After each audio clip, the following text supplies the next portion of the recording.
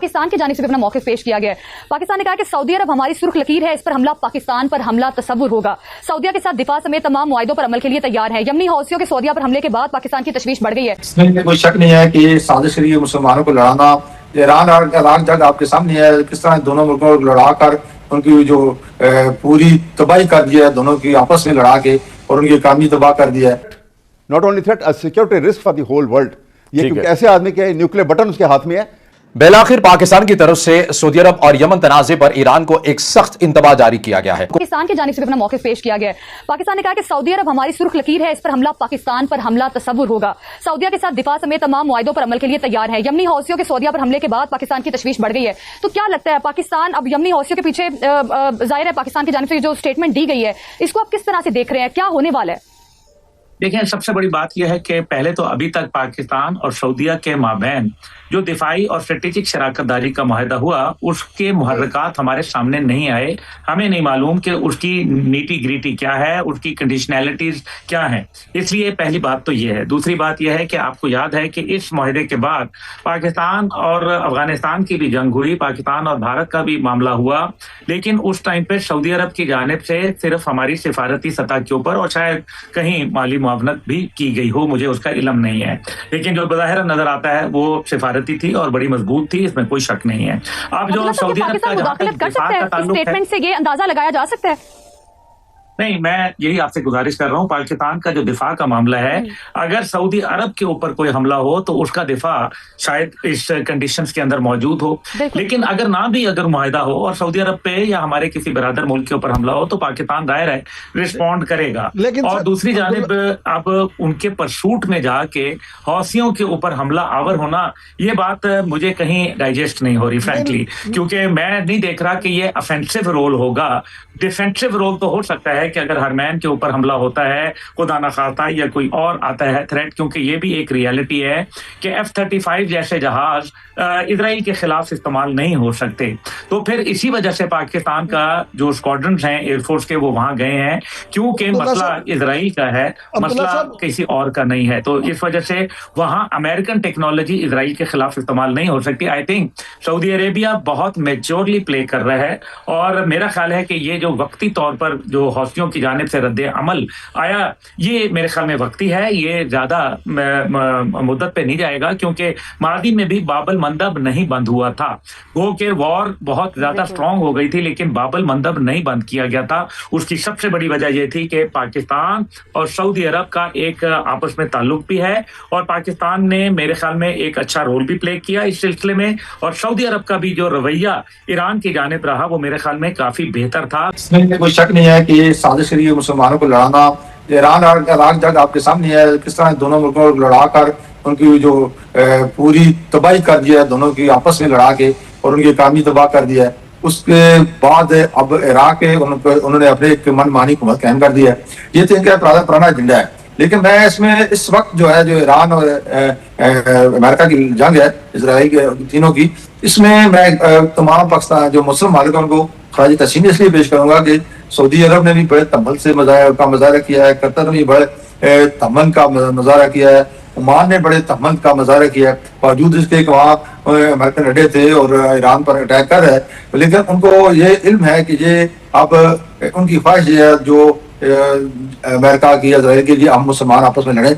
और उम्मीद है, आप जिस तरह कह रहे हैं कि एक वक्त आएगा कि गजा और फलस्तीन के लिए यही सारे मुसलमान मुल्क इंशाल्लाह इकट्ठे होंगे। इसी तरह खलीजी मालिक भी अब बात ना करते ज्यादा बात है, लेकिन वो भी महसूस कर रहे हैं कि हमारी सिक्योरिटी का दारोमदार टोटल जो दूसरे लोगों का करते थे, वो तो दारोमदार सारा झूठ निकला, तो और बिल्कुल एक कागज की तरह वो सारा चकनाचूर हो गया। तो इसलिए अब वो भी अपनी सिक्योरिटी भी और साथ साथ अपने मफादात, अपने मुसलमान ममालिक के मफादात, अपने इलाकाई मफादात को भी जरूर वो कैप्चर करेंगे। और आप मुस्तकबिल में देखेंगे कि बिल्कुल दुनिया का नक्शा चेंज होगा, दुनिया में एक निजाम कायम होगा जो काफी ज्यादा बैलेंस होगा। आमीन, अल्लाह करे ऐसा हो। बैरिस्टर आमिर हसन साहब, नबी करीम सल्लल्लाहु अलैहि वसल्लम ने जो फरमाया, पत्थर पे लकीर। अब उन्होंने बता दिया कि इमाम मेहदी अलैहिस्सलाम ने आना है आखिरी जंग के लिए, इमाम ईसा अलैहिस्सलाम ने आना है, दज्जाल को शिकस्त होनी है। तो यकीनन हमें दुआ करनी चाहिए कि हमारी, हम नहीं तो हमारी औलाद, वो नहीं तो उनकी औलाद इमाम मेहदी अलैहिस्सलाम की फौज, दीनिल्लाहि अफ़वाजा, अल्लाह की फौज में शामिल होने की तैयारी करें। सैडली तो वो मुझे तो थोड़ी सी मिसिंग नजर आती है। साथ ही साथ हम जो हालात देख रहे हैं दुनिया के, जिस तरह अमेरिका जंगें फैला रहा है, तो लग यही रहा है कि वो वक्त बहुत करीब है। आपकी नजर में मुसलमान कैसे एक होंगे? ईरान जो जवाब दे रहा है अमेरिका को, उस पर आपका ओपिनियन, ये जंग खत्म होती हुई आपको नजर आ रही है या नहीं? बैरिस्टर आमिर हसन। बहुत शुक्रिया। देखिए, जो बात आपने की है पहले भी, एक मुझे ये बातों की हद तक तो कहने को ठीक है कि ये दुनिया यूनिपोलर से मल्टीपोलर हो रही है या हो गई है, ये मुझे नजर नहीं आता। ये एक ख्वाहिश है, तजिया है, लेकिन हकीकत नहीं। देखिए, मल्टीपोलर वर्ल्ड में तब समझता, ठीक है, चाइना एक बहुत बड़ी इकोनॉमिक पावर है, यूरोप भी एक पावर रखता है, रशिया भी अभी कोई इतना कमजोर और फत नहीं हुआ है। इस्लामी ममालिक, इतने ज्यादा ममालिक है, 2 अरब के करीब आबादी है, क्योंकि अपनी अपनी जगह पे हैसियत है। लेकिन जब तक ये सारे ब्लॉक्स मिलके कोई पॉलिटिकल रोल अदा करने के काबिल नहीं होंगे, तो ये मुल्क, ये दुनिया यूनिपोलर ही रहेगी, जो कि है। इसीलिए एक मुल्क के अड्डे है, एक मुल्क कर रहा है, जारहियत खुली कर रहा है। दुनिया की सबसे शरारती रियासत जो है इजराइल, उसके मुफादात के लिए काम कर रहा है। जंग बढ़ती जा रही है, खत्म नहीं हो रही, तो पाकिस्तान के लिए भी कुछ सियासी मसाइल खड़े हो सकते हैं। मसलन अगर ये जंग ईरान और सऊदी अरब के दरमियान सीरियस करवट ले लेती है, तो आपको फिर लगता है कि पाकिस्तान के लिए क्या ऑप्शन, किस तरह पाकिस्तान कहाँ खड़ा होगा? क्योंकि हमारा ज्यादा ताल्लुक और डिफेंस पैक्ट तो है सऊदी अरब के साथ, तो ये जंग में पाकिस्तान के लिए डिप्लोमेटिक क्राइसिस आ सकता है स्ट्रेटेजिक नोयत का, और पाकिस्तान को क्या करना चाहिए उस मौके पर? देखिए, पहले जी पहली बात तो मैं आपको ये बता दूं कि ये आप दुनिया की तारीख उठा के देख लें, अमन के ज़माने के अंदर डिप्लोमेसी चलती है, वहाँ पे इकोनॉमिक रीजन होते हैं, आप रिलेशन कायम करते हैं मुख्तलिफ कंट्रीज़ के साथ, और उसकी बुनियाद जो है वो एक्सपोर्ट इम्पोर्ट इकोनॉमिक रीजन होते हैं मेनली। लेकिन जब जंग हो जाती है और वहाँ पे आपको जब अपनी किसी भी एतबार से, अब यहाँ तो इस्लामिक रिपब्लिक है, ईरान भी इस्लामिक रिपब्लिक है, पाकिस्तान भी, इसी तरह से सऊदी अरेबिया का एक ऐसी सेंट्रल प्लेस है कि सारी दुनिया के लिए वो सबसे इम्पोर्टेंट, सबसे पाकीदा जगह जहाँ पे हज करने के लिए, उम्रा करने के लिए जाते हैं। सवाल ये है कि पाकिस्तान को ऐसी सूरत में वो डिप्लोमेसी नहीं खेल सकेगा, आपको एक स्टांस लेना पड़ेगा। आप देखिए जंग शुरू कैसे हुई थी, वो जंग जो है कोई, जैसे अभी उसने जब इस्तीफा दिया है वो डायरेक्टर वहाँ पे जोसेफ केंट जो था वहाँ पे एंटी टेररिज्म के डायरेक्टर जी, उसने कहा है कि कोई, उसने कहा है कि किसी सूरत ये कोई थ्रेट नहीं था ईरान को या अमेरिका के लिए, थ्रेट नहीं था।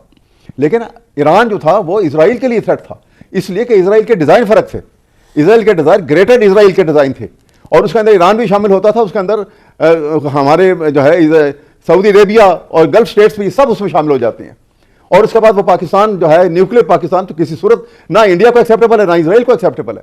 तो ये सिचुएशन में हमें बिल्कुल अब जो है वो जिस हद तक डिप्लोमेसी रही सो रही, आहिस्ता आहिस्ता अगर उस तरफ जाएंगे तो हमें एक स्टांस लेना पड़ेगा कि पाकिस्तान का डिफेंस पैक्ट जो है वो किसी मुस्लिम कंट्री के खिलाफ इस्तेमाल नहीं हो सकता। और नहीं सर ये मेरे ख्याल में वो सऊदी अरब, हमारा तो डिफेंस पैक्ट सऊदी अरब के साथ है ना, अब सऊदी अरब पे कोई भी हमला करे मुसलमान या नॉन मुस्लिम कंट्री, तो हमारे लिए तो बड़ा ये प्रॉब्लम हो जाएगा। ये